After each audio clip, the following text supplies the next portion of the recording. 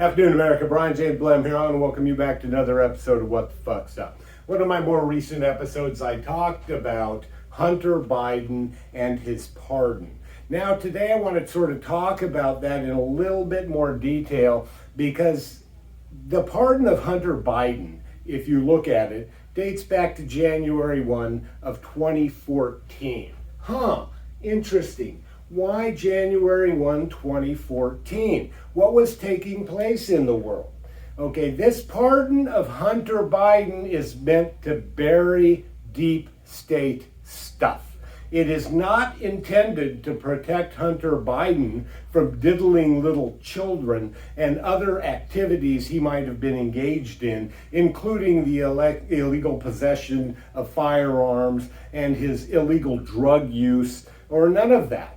This is far deeper and far more profound than that, because what starts taking place in 2014 is sort of the beginning of this world movement in the national security state's efforts to destroy constitutional Republican government in the United States and to replace it with this new version of democracy that I'm going to talk a little bit about.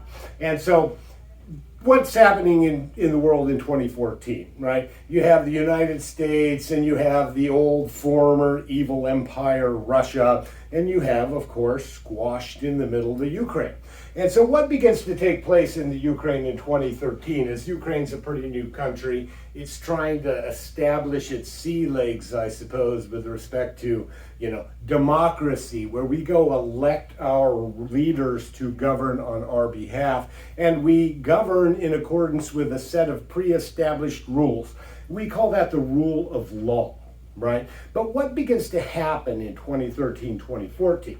There's a pro-Russia president in the Ukraine, and the pro-Russia president refuses to sign a trade agreement with the Western powers, the NATO powers, right? The United States, Great Britain, France, and all of those other countries of the western side of Europe. Instead, he takes a very pro-Russia approach. And what happens? The United States, Great Britain, and the other NATO powers begin to fund in the Ukraine all of these massive demonstrations and protests, riling the people up to protest in opposition to the Ukrainian president. And then boom, the parliament votes to get rid of the president in a unanimous vote. Strange how that happens. And so basically what takes place is you have this coup led by the Obama administration, the CIA, and of course the State Department, doing much of this work through non-governmental organizations that they get to use to distance themselves from their own activities. These non-governmental organizations also play a role in the United States, and that's sort of what we're getting to. But this is the beginning of their efforts to destroy constitutional republicanism in the United States of America and supplant it. If you watch my videos, you know I talk a lot about how they sort of flipped language on its head, right? Authoritarianism becomes democracy, and democracy becomes authoritarianism. And so basically this is when this entire process begins, is in 2014 with Ukraine, the massive censorship. And then of course we wind up with, in 2019, Zelensky. Now it's ironic that Vladimir Zelensky was an actor. He established a production company and a broadcast company, probably largely with dollars donated by the Western powers, so that he could start to manipulate the media. He creates a weekly show, right? One of these weekly television people watch, like, I don't know, what is it, Days of Our Lives or whatever. Maybe that's daily, I don't know. But anyway, in this show, President Zelensky is the star. And he actually plays the role of the president of the Ukraine. And this is prior to becoming the president of the Ukraine. And so it becomes a very popular show as Western media, social media, very big on Instagram. Zelensky is as well, and other forms of social media. And so this is sort of where the United States national security agencies begin to create this new paradigm where, they have a huge influence in overthrowing governments by manipulating already existing institutions and the media. And this is what essentially they bring home to the United States after the election of Donald Trump in 2016. But anyway, they get Zelensky elected the actual president of the Ukraine in 2019. And during this Ukraine-Russia war, what do we see? We see a campaign very much like Kamala Harris's campaign, right? Run on social media. Zelensky taking pictures at the bunker with his warrior buddies. All this wonderful stuff that doesn't really exist because Zelensky's nothing more than an actor who is doing the bidding of the Western powers. And so 2016, President Donald Trump is elected.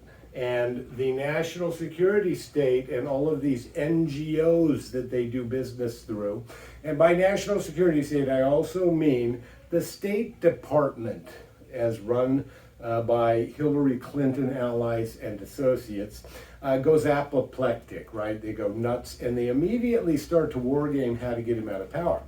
But to really fully understand the implications of what they were doing and what they brought home to the United States, you have to look at the election of President Bolsonaro in Brazil in 2018. The United States national security state and all of these NGOs that it supports and does its bidding through, right? There's one institution to represent Republican interests, another to represent Democratic interests, and they sort of align and fuse. And that's when I talk about the political parties, and I draw this little box here and say, well, this is the Democratic Party and this is the Republican Party. This is the national security wing of those parties that I'm talking about that is sort of united in this Orwellian quest to eradicate populism from the world, get rid of Donald Trump, and to destroy people like Bolsonaro. Because when Bolsonaro is elected, all of these organizations descend on Brazil. And what's one of the first things they do? They begin to manipulate the judicial branch of government in the nation of Brazil. It becomes a very anti-Bolsonaro institution. They do the same thing with the legislative branch in Brazil. And once the elections are held again in 2022, they go full on with this censorship apparatus they created in the legislative branch of government and got the judicial branch of government to agree to, and they basically decide the election against Bolsonaro in 2022. Well, that's exactly the model they used in the United States of America in the run-up to the 2020 election. If you recall my prior videos, I talk a lot about how this national security agency in the military, right? They were hell-bent on getting rid of Donald Trump. They didn't want him in power. They didn't want to follow his orders.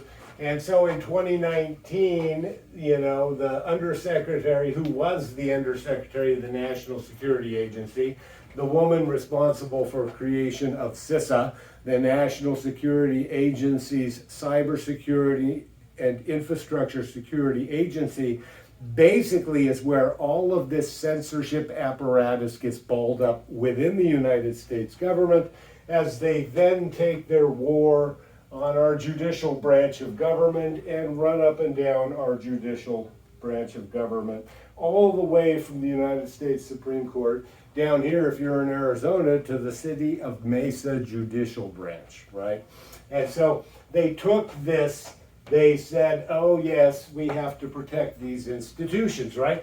Because democracy now is no longer really about electing our representatives, right? That's what we believe democracy has been. They inverted the term democracy to mean that the institutions of society,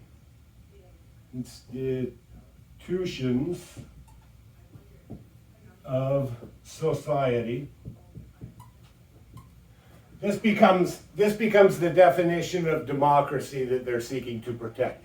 And these are institutions of society, right? The fundamental basis they use to get our courts to create disinformation task force, engage in other conduct along those lines, is to protect the institution of the court system. It's not to protect the Constitution of the United States of America or these independent states, not independent states, but the states independently of the United States. And so it's to protect the institution of the court from criticism. And that's what their goal was. And that's what their goal has been. And so that's why Susan Spalding creates this, takes her roadshow, by the way, through privately created organizations. Rather than as a CISA state actor, she's doing it through a private organization. All the while, she keeps her national security credos with the NSA, right?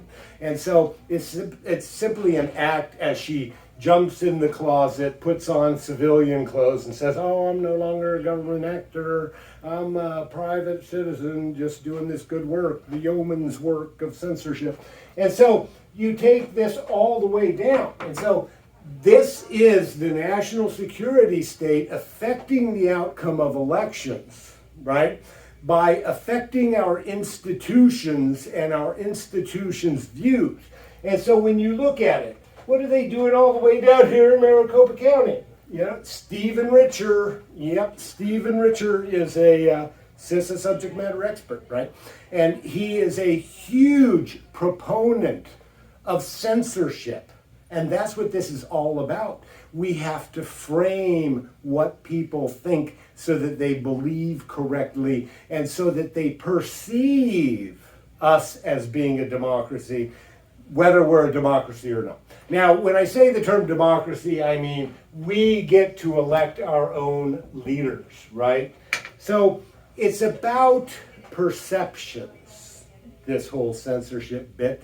It's about protecting them from getting caught running, authoritarian systems of government. And so when we look at what happened with the pardon of Hunter Biden, it's not about him diddling little kids. It's not about the gun he disposed of in a dumpster and later got caught for illegal possession of a firearm or whatever the case may be. It's not about his taxes, right? It's the Central Intelligence Agency that went to the IRS and said, stop looking at Hunter Biden and who pays his bills, right? Because that is part of the organization that helped undermine the government of the United States of America and overthrow Donald Trump in the 2020 election. And there's going to be a hell of a lot more to come on these issues. And with that, I say we look forward to bringing it to you. And until then, peace.